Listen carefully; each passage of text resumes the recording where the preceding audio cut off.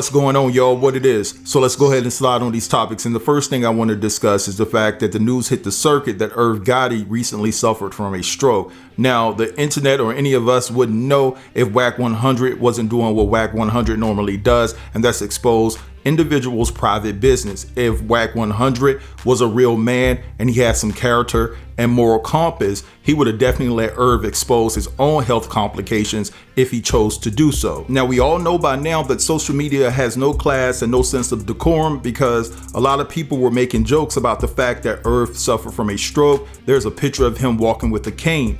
And so a lot of people are blaming it on the fact that Ashanti moved on to Nelly and had a baby, and they're chuckling in the comments. I will not read those comments to you guys, but I will play a clip of somebody talking about this.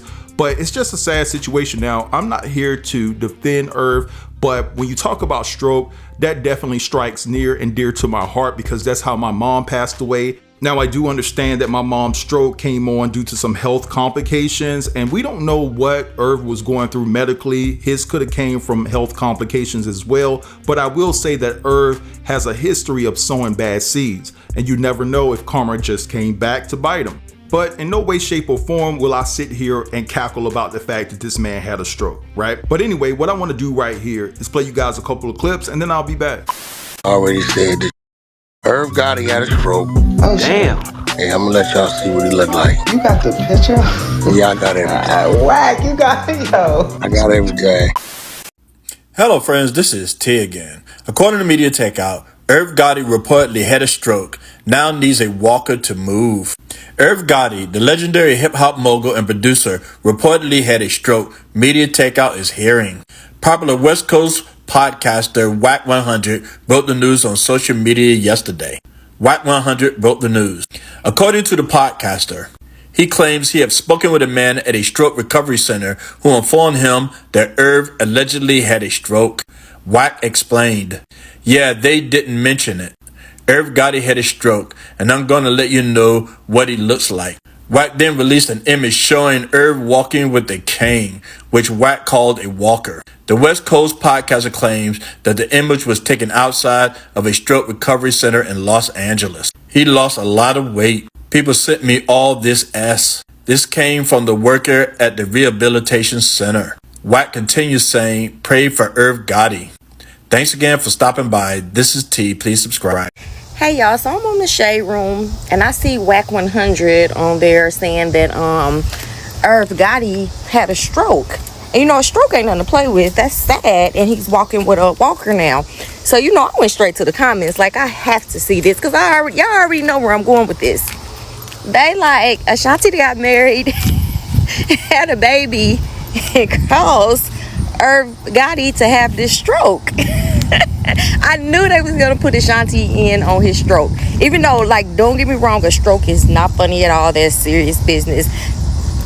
My deepest sympathies go out to him, but I knew they was gonna put it all on Ashanti. Ashanti then had a baby, got married, caused this man to have a stroke, they say. I can't with the internet. It's just always so undefeated. I knew it. I mean, you should have seen how fast I went to the comments. Like, they gonna blame this stroke on Ashanti. All right, so first things first, you can't sit here and say, "Oh, I know the seriousness of a stroke and I'm not wishing anything on anybody," but while you're telling what the comments said in regards to Irv Gotti having a stroke, you're still cackling and giggling. A stroke is nothing to play with, so I'm gonna need her to grow up. But the purpose of me showing you guys that last video clip was to give you an idea what the gist of the conversations were in the comments of several blogs that posted this story that Irv suffered from a stroke. So listen, I wish that Irv has a speedy recovery and things of that nature. I'm not gonna say that it's not karma coming back to bite him, guys. Trust and believe me, I know that Irv, again, like I said previously, have sown a lot of bad seeds. But at the end of the day, I'm not gonna sit here and laugh at that, knowing how my mother looked on that bed with her whole body twisted. And I do know that Irv didn't suffer from a massive stroke like my mom did, but still, a stroke is a stroke. And trust and believe when I tell you this, it's not gonna be too long where we hear that somebody done ran up on Wack 100 and cracked his cerebellum. watch what I tell you. But anyway, let's move on to the next topic, and I want to talk about the fact that Steve Harvey finally came out and responded to Katt Williams' interview that he did with Shannon Sharpe. Now, I don't know what took Steve Harvey so long, but I guess he gathered up enough courage to go back at Katt. So let's check out the clip and see what he had to say about Katt.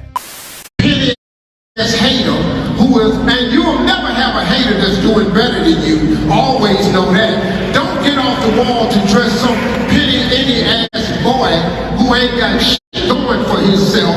Now you done stopped your climb up on the wall so you can come down here and talk to his little punk ass.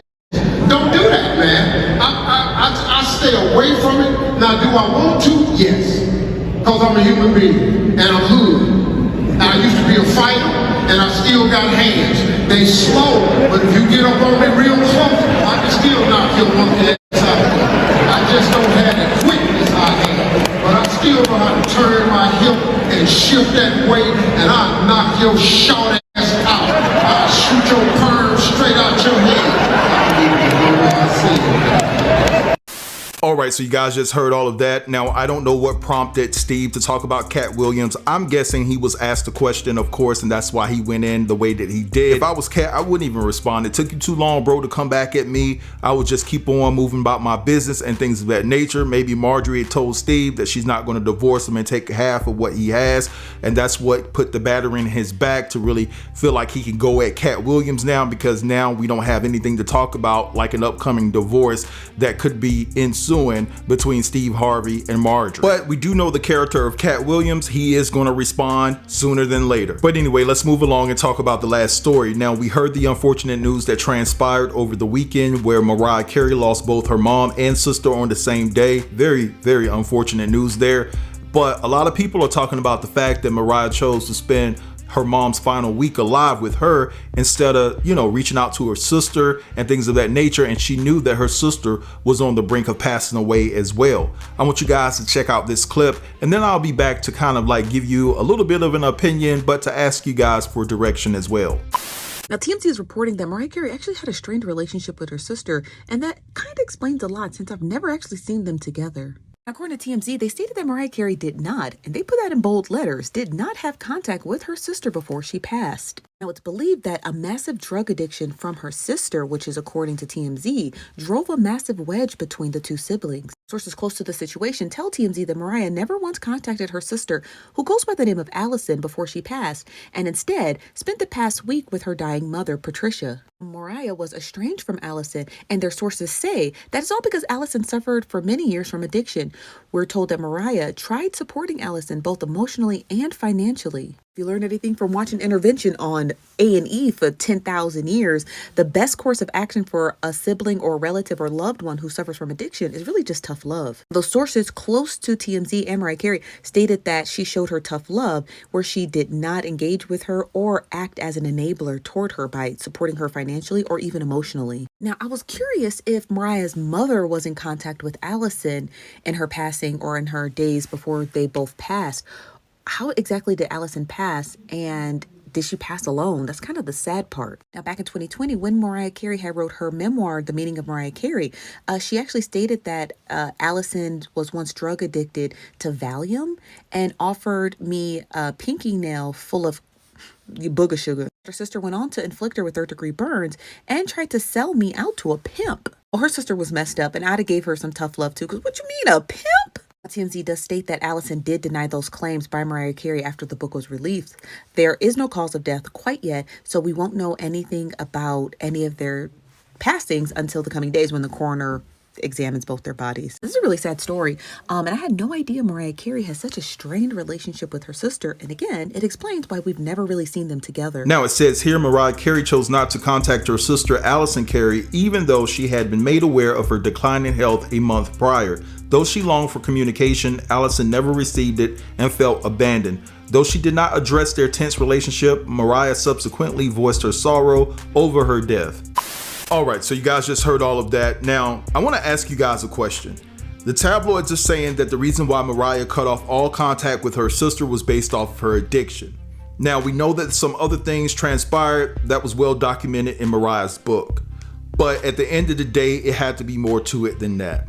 Because I don't understand. I can't see me not calling at least my sibling, if they're gonna pass away just because I disagree with their addiction for so many years. I think that's a little bit too harsh for me, in my opinion. Now, I'm not one to talk. There's a family member that I didn't even attend their funeral because they did some effed up stuff. And I would never tell it, but if I told you guys, y'all would be like, yeah, you did right, you did right. But ultimately what I think happened here, and I'm gonna say allegedly, but it's been documented and talked about by so many individuals that had ties to Mariah Carey's mom. Mariah Carey's mom was a monster. She was a part of a cult. And I believe that Allison did see a lot of things that she described in those videos that I played you in my last video as it pertains to the passing of Mariah's mom and her sister, right? And so I think that Mariah Carey's mom created a monster in Allison, and Allison was only doing to Mariah what she had been taught. And the fact that you have Allison doing these things to Mariah's not looking at the source that created it, which is her mom. She's looking at Allison like, you're supposed to be my sister and you're putting me out here in the streets like this. And so I think that Mariah's mom basically kind of got a little bit of a pass, basically because Allison is the one that tried to do these things to Mariah, and Mariah took it out on her. And of course, Allison's ongoing addiction didn't help. It strained their relationship, and it probably gave Mariah flashbacks in regards to what Allison tried to inflict upon her.